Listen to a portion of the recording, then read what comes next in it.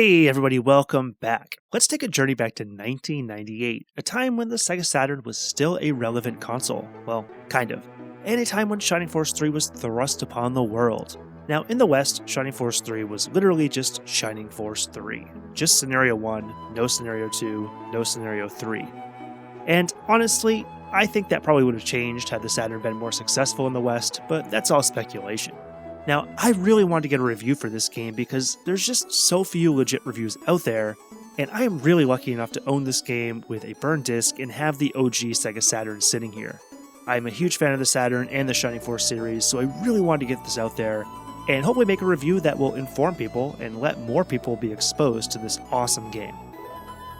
On that note, let's talk about the translation real quick. As there is no official translation for English since this was Japan only, some amazing, loyal fans over at Shining Force Central created a fan translation that is damn good. I mean, it is like pretty much official. I didn't really see any typos or grammatical errors. I was never confused on the dialogue. It's really well done. Well, there is this odd moment where you kind of run into underwear. We'll let that go. This translation can be played on an emulator, you can rip it to a disc. I have the physical Shining Force 3 Scenario 2, and I just tossed my burned disc with the English translation in that case. Okay, let's dive into this review. I'm going to start with the story. I'm not going to go too far into it because I personally don't like plot synopsises in my reviews, so here's the long short. In Scenario 1 and Scenario 2, they're happening concurrently, meaning they're happening at the same time as one another, but they're told from different perspectives. Scenario 1, you play as Symbios, the Lord of the Republic. A Lord in the Republic, not the Lord, he's not the king. A Lord in the Republic. And in Scenario 2, you play as Prince Median, the third prince in the Empire, and the Empire and the Republic are enemies. The thing is that Prince Median's kind of the good guy in the Empire. He's not as power-mad and cruel as his brothers, and seemingly every single person around him. All the generals, the king, whatnot. And so Symbios and Median end up seeing eye to eye on a lot of issues, and they end up having very intertwined stories. I'm not going to go much further than that into it because I think you need to experience this story completely for yourself. The one thing I want to say that really just peeved me here, though, is that Median was actually a really great character in Scenario 1. I really liked his plight. He was kind of butting heads against an entire family that disrespected him, looked down on him, and he had to retain his moral compass and do what was right, despite the fact that he might be branded a traitor for it. But in Scenario 2, he's converted into a silent protagonist, which is just uber lame. I mean, that just killed his entire story arc for me personally. And, I don't know, just boo to silent protagonist. I'm not into him, and I know I'm playing a 90s game here, so I shouldn't be surprised, but it's just so disappointing to see him be a really powerful character in the first scenario than just be dumbed down into a lifeless entity in the scenario where he's the main character. Alright, moving on to the combat, which is really just the heart of the Shining Force games. It's back, baby. Awesome Shining Force combat you're used to is there. But there are a few differences, and let's run through that. So let's talk about the things that are the same first. You've got these really beautiful attack animations. You can't skip them, unfortunately, for people that want the battles to go a little faster. But the loading time is super fast. I mean, it's incredible how fast this game moves. It's never a problem. You barely notice that it loads. And so you have these really awesome attack animations. Every character has different attacks and stuff, so they spend a lot of time really fleshing out these attacks, making them look really good. And given that this is the Saturn, I think the 3D and the battle animations looks really, really solid. That's including the character sprites in the anime. Well, they're not sprites in the battle, the character polygons and the attacks themselves. And another big difference to me, and sorry if this was also in Scenario 1, I kind of forget at this point, but in Scenario 2, all your characters can gain special physical attacks.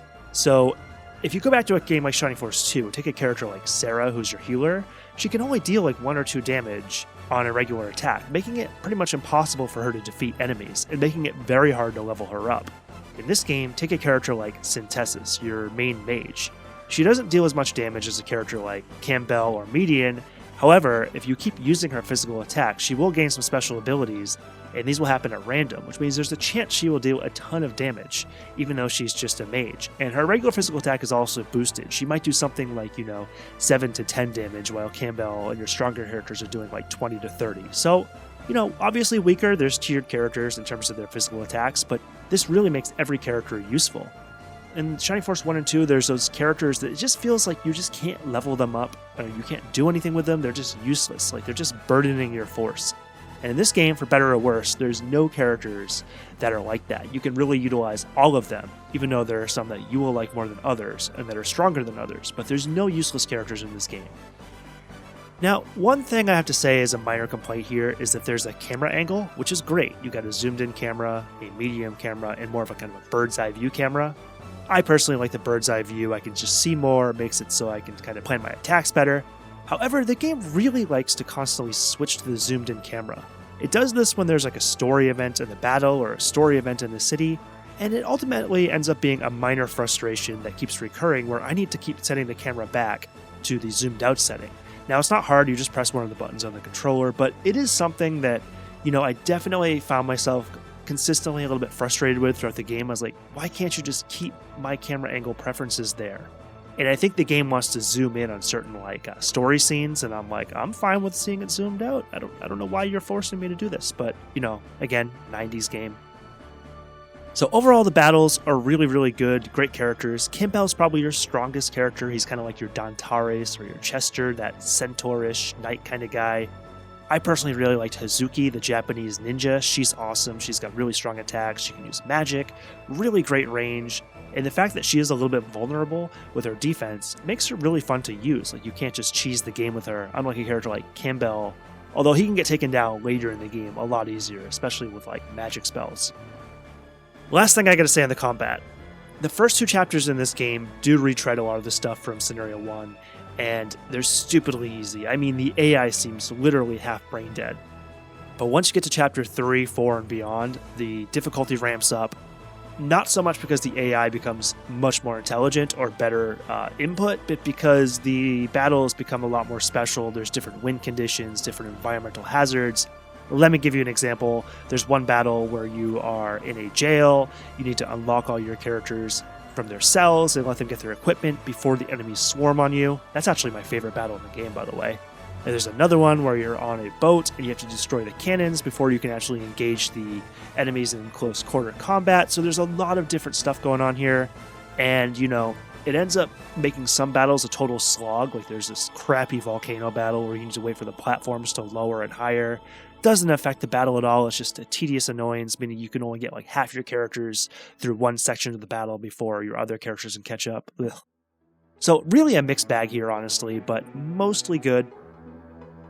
Not much to say on the characters and promotion, honestly. Really, really great designs, those classic Shining Force character portraits and sprite work, and really solid there. Promotion system's pretty much the same.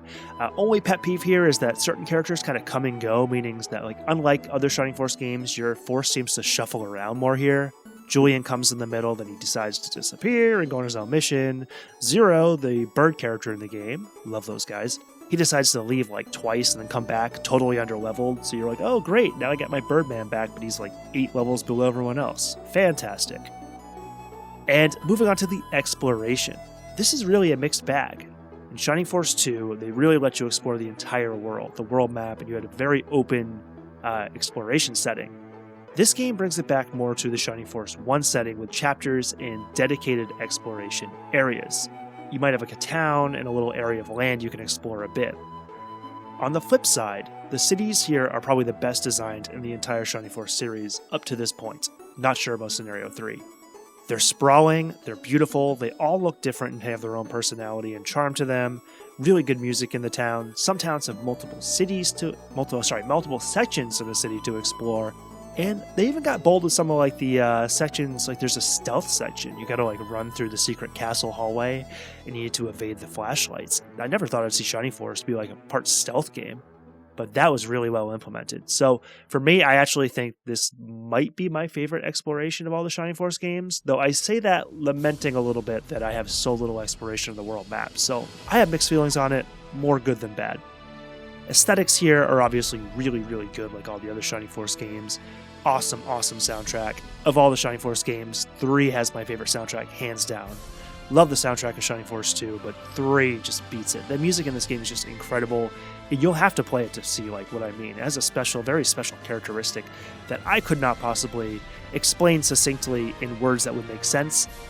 The visuals are really good for the time. There's really beautiful sprite work, as I said. The animations look good. There are sections where the graphics look choppy. They seem to prioritize certain areas of the game, like, you'll see one screen, the graphics look totally choppy and ugly, and then 3 seconds later, it zooms in a bit and everything looks crystal clear again. However, the game, it really grew on me. I think it looks really great for the time. It really showed that the Saturn was capable of making some genuinely beautiful games. Should you play this game? I think it depends, but I'm leaning towards yes. This is a very, very good game. I don't think it quite lives up to Shining Force 2 or Shining Force 3 Scenario 1. This is due to a few issues, one being the pacing issues, which I talked about. Some of the later battles just end up being a total slog. It ends up being a little bit grindy in the last couple chapters, but that said, there's still some great battles interlaced in there. The difficulty changes, I wish the AI was a little bit better. The first 2 chapters, I was playing this and I was honestly kind of bored. I was like, wow, these battles are this is like playing Shining Force 1 again. The AI is that bad. But the battles do get better after that. So I wish that they had done a better job of just making the AI a little bit more intelligent and even. And the Force felt a little bit less permanent, so I don't feel like I was attached to as many characters. But that said, I still really, really liked Campbell. I really liked Zero. I really liked Hazuki. Who else did I really like? Oh, Synthesis, awesome mage character. So still some great characters here, and this is honestly an utter blast to play. So the last thing I want to note before dipping out here is that this game has some unique stuff to try, but it's still very much Shining Force, so anyone who likes Shining Force, Saturn, retro RPGs, strategy RPGs will really like this game. And I wanted to make this review again because this is an awesome game, underappreciated just like the Sega Saturn itself, and those fan translation patches are really, really incredible. You can play this game on an emulator, which I don't have any qualms with at this point, since I don't think Sega's ever going to touch this game again. You can burn it to a disc and play it on your computer, play it on your actual Saturn. You can be like me, buy the actual Japanese game, then stick your English disc inside, so you have some options. Alright guys, that's it for me. Tell me, what do you think? Have you played this game? And if not, why is that? Did you know there's a fan translation? And my favorite question with RPGs, who was your favorite character and why? I'm going to go Hazuki, not really a storyline character per se, but I really liked using her in battle because she was a tank with vulnerabilities, which made her really fun to use strategically. Hope you found this review helpful. Go try this game out, see if you enjoy it. Game on.